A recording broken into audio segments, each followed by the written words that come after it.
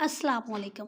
कौन सी ऐसी गलतियाँ आप हमल के दौरान करती हैं जिनकी वजह से आपका हमल ज़ाया हो सकता है? आज ये गलतियाँ हम डिस्कस करेंगे इस वीडियो में। तो आपसे रिक्वेस्ट है कि प्लीज़ चैनल को सब्सक्राइब कर लें, वीडियो को लाइक कर लें। तो सबसे पहली गलती हमल के दौरान जो आप करते हैं वो है फ़ोलिक एसिड टैबलेट का ना लेना।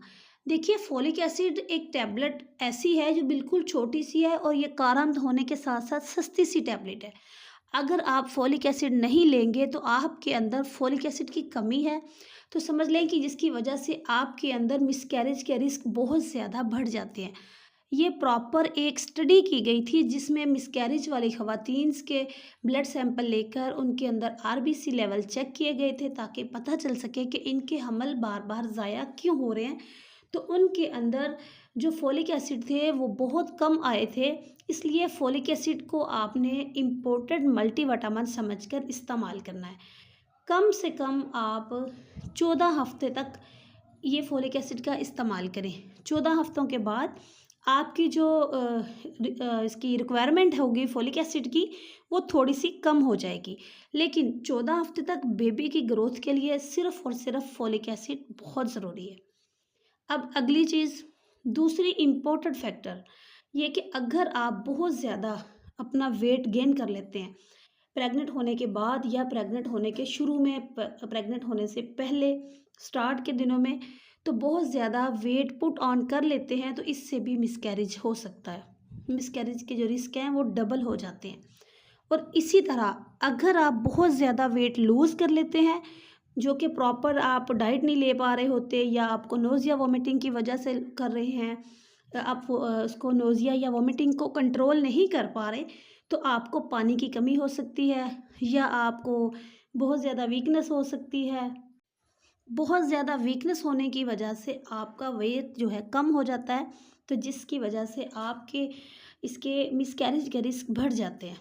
अगर आप अच्छे डॉक्टर को बाकायदगी से चेकअप करवा रहे हैं, तो आप उसके साथ कॉन्टैक्ट में हैं, तो समझ लें कि 95% आपकी प्रेगनेंसी सेव है।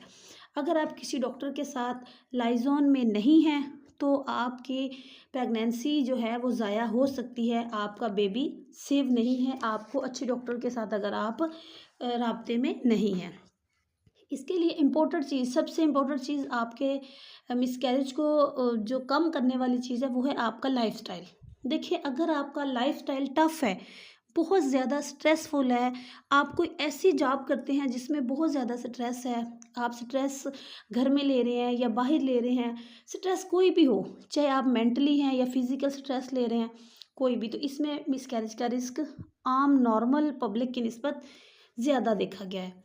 और वो लोग जिनको वर्किंग आवर्स से ज़्यादा होती है, जिनकी वो जॉब पे या कोई भी काम ज़्यादा करती हैं, या वो ख़वातीन मेंटल या फिज़िकल स्ट्रेस की जॉब करती हैं, तो उनके अंदर मिसकैरेज का रिस्क बहुत ज़्यादा होता है।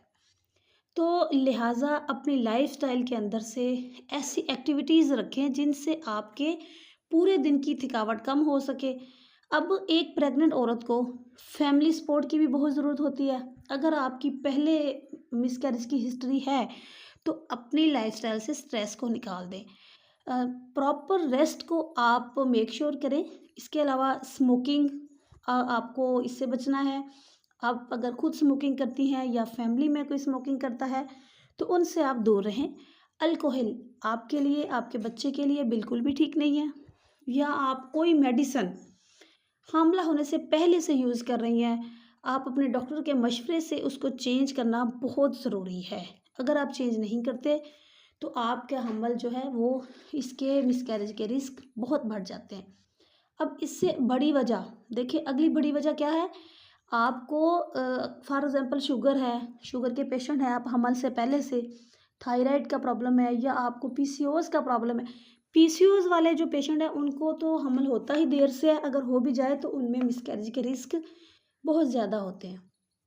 तो इसके साथ-साथ या आपको ब्लड प्रेशर का प्रॉब्लम है, तो आपका मिसकैरेज के जो रिस्क बहुत ज़्यादा होंगे इन बीमारियों के साथ।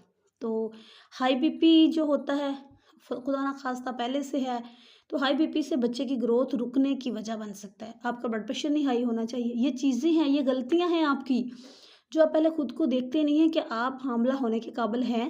आप में जो प्रॉब्लम है उसको आपने सॉल्व किया, आपने उसको देखा।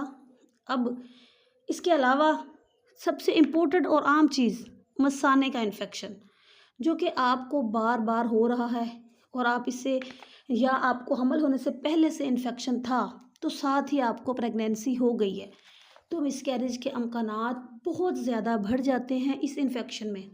पहले आप इन्फेक्शन को ख़त्म करवाएं, फिर आप कंसीव का प्लान करें। हर चीज़ को प्लान करना चाहिए। देखिए हर इवेंट आजकल प्लान हो रहे हैं, तो प्रेगनेंसी भी प्लान होनी चाहिए।